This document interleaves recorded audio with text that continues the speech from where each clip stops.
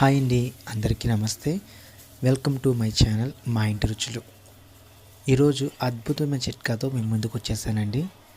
మనం చాలాసార్లు రోడ్డు బయట ఉన్న బండి మీద దోశలు తింటూ ఉంటాం. చాలా మెత్తగా సాఫ్ట్గా ఉంటాయి.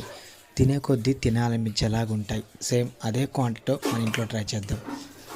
దానికి కావాల్సినవి 120 గ్రాముల మినపప్పు, అలాగే కేజీ బియ్యం నానబెట్టుకొని మిల్లి ఆడిచిన తర్వాత పొడి ఉంటుంది చూడండి, ఆ పిండి తీసుకొని కొంచెం గంజి కాసుకొని ఆ గంజి అలాగే మినపప్పు మూడింటిని మిశ్రమాన్ని బాగా కలిపి పెట్టుకోవాలి. మీకు పొల్లట్లు కావాలంటే కొంచెం సాల్ట్ వేసుకోండి, లేదు పుల్లగా వద్దు అనుకుంటే వదిలేసి మార్నింగ్ కల్లా అట్టు ఇలా వేసుకుంటే అద్భుతంగా వస్తుందండి. చాలా మెత్తగా ఉంటాయి, చాలా టేస్టీగా కూడా ఉంటాయి. ఒకసారి మీరు కూడా ట్రై చేయండి. ఈ విషయం ఆల్రెడీ అందరికీ తెలిసిన విషయమే, కాకపోతే చిరు వ్యాపారులకు చాలా లాభదాయకరం అండి. ఎందుకంటే పెట్టుబడి తక్కువ, రాబడి ఎక్కువ. అలాగే ఒకసారి మీరు కూడా ట్రై చేసి చూడండి. Please subscribe my channel once again. Thank you so much.